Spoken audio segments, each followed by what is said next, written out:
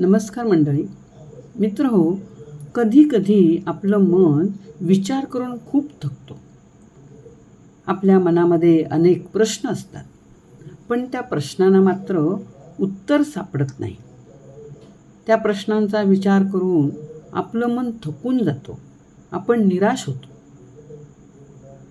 भक्त हो, जिथे आपली ताकद संपते तिथून नामस्मरणाची ताकद सुरू होते.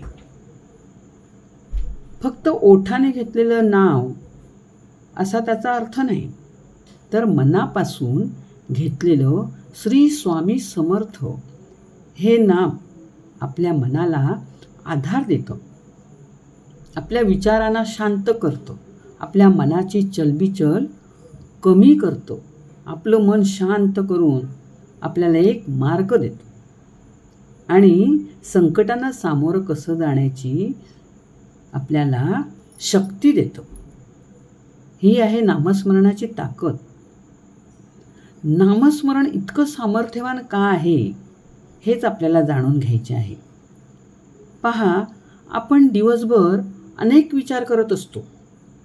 काय होईल, कसे होईल, कुठे होईल, काय संकट येईल, असं अनेक वेगवेगळे प्रश्न आपल्या डोक्यामध्ये असतात, मनामध्ये असतात. आणि मग हे सर्व प्रश्नांची जी उत्तरे आहेत ती आपल्याला सापडत नाही आणि आपण मग आतून थकून जातो.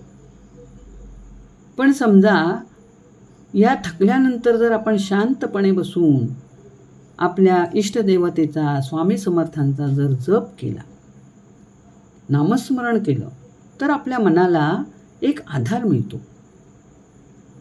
आता हे जे प्रश्न आहेत ते काही ताबडतोब लगेचच सुटत नाहीत किंवा त्यांना मार्ग सापडत नाही, पण त्या प्रश्नांना सामोरे जाण्याची ताकद आपल्यामध्ये निर्माण होऊ शकते. म्हणून नामस्मरण म्हणजे आपल्या समस्या विसरणं. थोडा वेळ का होईना आपण त्या समस्यांपासून, त्या प्रश्नांपासून आपण दूर जातो आणि आपलं मन त्यामुळं स्थिर होतं. ही जी भीती असते की नाही, ती आपल्या मनाला आतून कमकुवत बनवते. कारण आपल्या त्या मनामध्ये अनेक प्रश्न असतात. माझं पुढचं कसं होईल, मागचं कसं होईल, अनेक प्रश्न, कुटुंबाचं कसं होईल, अशा प्रश्नांनी आपण गोंधळून गेलेलो असतो. मग जेव्हा आपलं जर मन स्वामींच्या नामाशी जोडलं गेलं, तर आपली ती भावना आहे ती थोडी कमी होते. आपला हा गोंधळ थोडा कमी होतो. मी एकटा नाही किंवा मी एकटी नाही, माझ्यासोबत स्वामी आहेत, ही भावना आपल्या मनाला ताकद देते. म्हणून भीती वाटलं म्हणून घाबरायचं नाही, तर काही क्षण शांत बसून आपण नामस्मरण करायचं. नक्कीच आपल्या मनातील अस्वस्थता कमी होते. आता नामस्मरण करणे म्हणजे नक्की काय, तर आपले शरीर स्वच्छ करणे. बघा, आपण रोज शरीर स्वच्छ करतो, आंघोळ करतो की नाही आपण, तसंच आपलं मनही आपण स्वच्छ करायला शिकलं पाहिजे किंवा स्वच्छ करायला हवं. आता मन स्वच्छ करायचं, मनाला आंघोळ घालायची म्हणजे नक्की काय करायचं, तर आपल्या मनामध्ये बघा अनेक प्रकारचे द्वेष, राग, मत्सर, कोणाबद्दल वाईट भावना, दुःख, असंच वेगवेगळ्या आठवणी मनामध्ये साठवलेल्या असतात. आणि मग ह्या सगळ्या गोष्टींचा आपल्या मनामध्ये गोंधळ उडत असतो. मग जेव्हा आपण नामस्मरण करतो की नाही, तेव्हा या गोष्टींपासून आपण काही काळ दूर राहतो. हे विचार आपल्या मनातून थोडे काळ आपण दूर ठेवतो. म्हणजे त्यावेळी आपल्या मनाला शांत ठेवण्याची आपल्याला संधी मिळते. आणि म्हणून नामस्मरण करायचं. नामस्मरण म्हणजे फक्त धार्मिक कृती आहे असं समजायचं नाही. ती तर आहेच, ती वेगळाच प्रश्न आहे. पण ते मनाला पुन्हा पुन्हा स्वतःला जोडण्याचा एक सुंदर मार्ग आहे नामस्मरणाचा, आणि म्हणून नामस्मरण करायचं. नाम घेण्यासाठी किंवा नामस्मरण करण्यासाठी मंदिर हवं, मंदिरात जायला हवं, मोठी पूजा करायला हवी, असं काही नाही. तुम्ही कधीही करू शकता, वेळ मिळेल तेव्हा करू शकता. फक्त ते मनापासून करायला पाहिजे, एवढं मात्र खरं. आणि नामस्मरण करताना संख्येला महत्त्व द्यायचं नाही. 1 माळा, 2 माळा, 10 माळा असा तुम्ही अजिबात संख्येला महत्त्व देऊ नका, तर आपल्या भावनेला द्या. भावना आपली शुद्ध असेल, त्या श्रद्धेने आपण जर ते नामस्मरण केले असेल तर ते आपल्याला फायद्याचं आहे. म्हणजे आपण भावपूर्ण अशी ही गोष्ट करायला हवी. सुखात आपण देवाचं नाम विसरतो आणि मग दुःख येतं, त्यावेळी आपल्याला देवाची आठवण होते. तर तसं न करता कायम आपल्या मनावर नामाचा काय झाला पाहिजे, परिणाम झाला पाहिजे. आपल्याला चुकल्यासारखं वाटलं पाहिजे. नामस्मरण हे आपण सतत करत राहिलं पाहिजे. कुठेही आपण त्याचं नामस्मरण करू शकतो. म्हणजे संकट कितीही मोठं असलं तरी आपल्या मनाचा जो समतोल आहे तो आपण बिघडू द्यायचा नाही. आणि स्वामींना हीच आपल्याला विनंती करायची आहे की स्वामी, कितीही मोठं गोंधळून माझं मन गेलं तरी माझ्या मनातील तुम्ही बाजूला होता कामा नाही, किंवा माझं जे मन आहे ते तुम्ही शांत ठेवा. कितीही मोठं संकट आलं तरी तुमच्यापासून माझं मन दूर जाऊ देऊ नका, अशी त्यांना सतत विनंतीच करा. नामस्मरण केल्याने आयुष्यातील आपली काही समस्या आहेत त्या काही जादूसारख्या सुटणाऱ्या नाहीत, पण नामस्मरणामुळे आपली मानसिक स्थिती बदलते, आपली मानसिक अवस्था बदलते, मन शांत होतो आणि आपण योग्य निर्णय घेण्याची क्षमतेला पात्र ठरतो. निर्णय घेऊ शकतो. आपल्या मनाचा गोंधळ कमी होतो.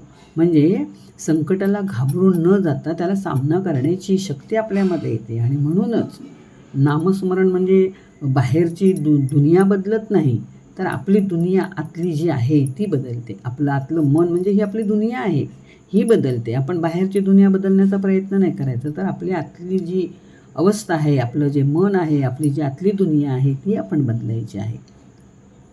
आणि दुसरं म्हणजे नामस्मरण करताना फक्त आपल्यासारख्या इच्छा स्वामींपुढे मांडायच्या नाहीत. मला माझं हे काम होऊ दे, माझं ते काम होऊ दे, माझी ही इच्छा पूर्ण होऊ दे, माझी ती इच्छा पूर्ण होऊ दे, असं कधीच म्हणू नका. तर आपल्याला स्वामी आपल्याला योग्य जे आहे तेच देणार आहेत. आपल्यासाठी योग्य काय आहे, अयोग्य काय आहे ते ठरवणारे आहेत, आपण नाही. कारण आपल्याला तेवढी पारखसुद्धा नाही. त्यामुळे आपल्याला काय द्यायचं आणि काय द्यायचं नाही हे स्वामी ठरवतात आणि तेच आपल्याला देत असतात. कारण आपल्याला काय हवं आहे ते त्यांना माहीत असतं, आपल्याला नाही. आपल्याला खूप काही हवं असतं, आपलं मन काही स्थिरच नसतं आणि आपण कधीच समाधानी नसतो. त्यामुळे आपल्याला सगळंच हवं असतं. म्हणून स्वामींपासून आपण दूर जाऊ नये यासाठी सतत नामस्मरणात राहायचं. आणि म्हणून तुम्ही एक छोटासा नियम करा स्वतःसाठी की सकाळी उठल्यावर आपण कसा मोबाईल हातात घेतो, तर ती सवय सोडा आणि नियम करा की 5 मिनटं मी नामस्मरणासाठी बसणार, मी स्वामींचं नाम घेणार, मी स्वामी समर्थ असं नामस्मरण करत राहणार, असं मनापासून ठरवा. आणि हा एक आपल्याला स्वतःला नियम घाला. आणि कुठेही काम करत असाल, आपलं मन मोकळं सोडायचं नाही.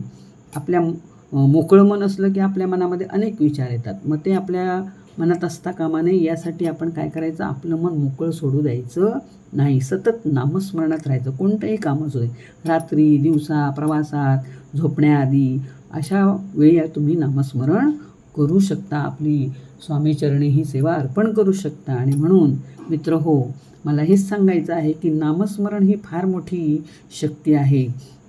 आणि ती शक्ती इतकी आहे की आपलं जे दुःख आहे ते कधी आपल्याला आठवणंसुद्धा नाही. अशा प्रकारे जर स्वामी स्मरणाला तुम्ही जर सतत स्वामी स्मरणाशी तुम्ही जोडले राहाल तर तुम्ही खरंच स्वामींच्या जवळ आहात, ही भावना तुमच्या सतत मनामध्ये राहील.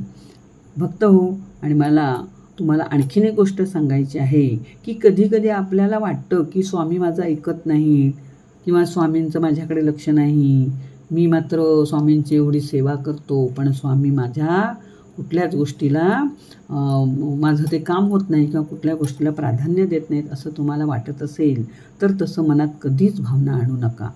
स्वामी आहेत, आपल्यासोबत असतात आणि आपल्याला धीर देत असतात. आपला हात त्यांनी सतत धरलेला असतो पण तो आपल्याला जाणवत नाही. आणि म्हणून लक्षात ठेवा की संकट आलं तरच आपण नाव घ्यायचं आणि बाकीच्या वेळेला आपण आपल्या मनासारखं वागायचं, तर असं करू नका.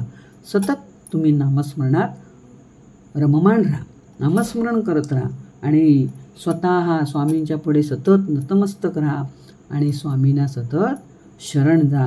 तुम्हाला बघा तुमच्या कामामध्ये, तुमच्या घामामध्ये सतत ते आहेत याची भावना जाणवत राहील आणि आपल्याला स्वामींकडे सारखे मागणं करून भागणार नाही, तर तुम्ही स्वामी सेवेत स्वतःला झोकून द्या.